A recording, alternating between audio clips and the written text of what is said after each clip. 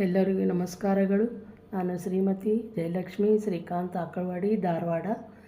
ರಾಷ್ಟ್ರೀಯ ದೇಹಾಂಗದಾನ ಜಾಗೃತಿ ಸಮಿತಿ, ಶ್ರೀಮಾತಾ ಶಾರದಾ ಸಾಹಿತ್ಯ ಸೇವಾ ವೇದಿಕೆ, ದೇಹಾಂಗದಾನ ಸಾಹಿತ್ಯ ಪರಿಷತ್ತು ಕರ್ನಾಟಕ ರಾಜ್ಯ ಘಟಕ ಸಂಯುಕ್ತಾಶ್ರಯದಲ್ಲಿ ದೇಹದಾನ ಜಾಗೃತಿ ಉಪನ್ಯಾಸಕ್ಕಾಗಿ ನನ್ನ ಅನಿಸಿಕೆಗಳು.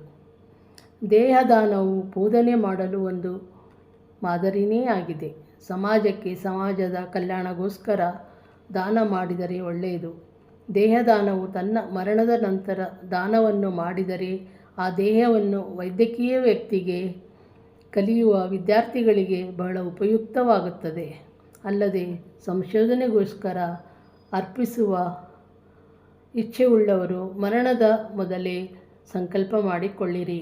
ದೇಹದಾನ ಮಾಡುವುದೆಂದರೆ ಲೋಕ ಕಲ್ಯಾಣ ಮಾಡಿದ ಹಾಗೆ.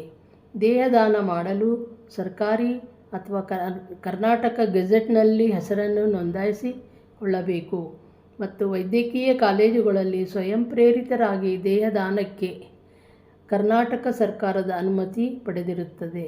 ಅರ್ಜಿ ಫಾರಮನ್ನು ಭರ್ತಿ ಮಾಡಿ 2 ಪ್ರತಿಗಳನ್ನು ತೆಗೆದುಕೊಂಡು ಒಂದನ್ನು ಅಂಗರಚನಾ ಶಾಸ್ತ್ರ ವಿಭಾಗಕ್ಕೆ, ಇನ್ನೊಂದನ್ನು ದಾನಿಯವರ ಹತ್ತಿರ ಇಟ್ಟುಕೊಳ್ಳಬೇಕು.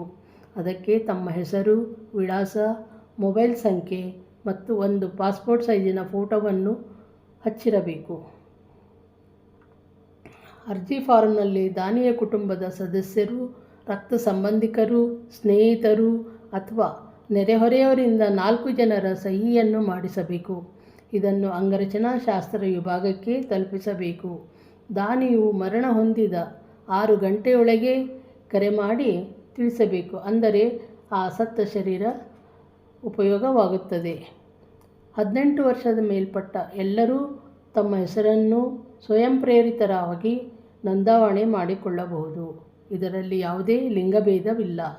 ಪರೋಪಕಾರಂ ಇದಂ ಶರೀರಂ ಎಂಬಂತೆ ತನ್ನ ಜೀವಿತಾವಧಿಯಲ್ಲಿ ಪುಣ್ಯಕಾರ ಮಾಡಿಕೊಳ್ಳಬೇಕು. ಮೆದುಳು ನರಮಂಡಲ ನಿಷ್ಕ್ರಿಯವಾದಾಗ ಅಂಗಾಂಗ ದಾನಕ್ಕೆ ಉಪಯೋಗವಾಗುವುದು. ಅನಾರೋಗ್ಯದಿಂದ ಬಳಲುತ್ತಿರುವವರಿಗೆ ಸತ್ತ ವ್ಯಕ್ತಿಯ ಅಂಗಾಂಗಗಳು ಕಸಿಯ ರೂಪದಲ್ಲಿ ಉಪಯೋಗ ಮಾಡುತ್ತಾರೆ. ಸತ್ತ ಶರೀರ ಮಣ್ಣಲ್ಲಿ ಮಣ್ಣಾಗದೆ, ಸುಟ್ಟು ಬೂದಿ ಮಾಡದೆ ಉಪಯುಕ್ತವಾಗುತ್ತದೆ ಎಂದಾದರೆ ದಾನ ಮಾಡಿ ಶ್ರೇಷ್ಠರಾಗಿ ಅಮರರಾಗಿ. ಈ ಕಾರ್ಯವು ವಿಶ್ವದೆಲ್ಲೆಡೆ ತಿಳಿಸುವುದಾಗಬೇಕು. ಜಗತ್ತಿನ ಜನರಿಗೆಲ್ಲ ತಿಳಿದಿರಬೇಕು. ಇದು ಮಹತ್ವವಾದ ಕಾರ್ಯ. ಎಲ್ಲರೂ ಜಾಗೃತರಾಗಿ ಜನರನ್ನು ಜಾಗೃತಗೊಳಿಸಿರಿ ಎಂಬುದೇ ನನ್ನ ಆಶಯ. ಇಂತಿ ತಮ್ಮ ಶ್ರೀಮತಿ ಜಯಲಕ್ಷ್ಮಿ ಶ್ರೀಕಾಂತ್ ಆಕಳವಾಡಿ, ಧಾರವಾಡ. ಧನ್ಯವಾದಗಳು.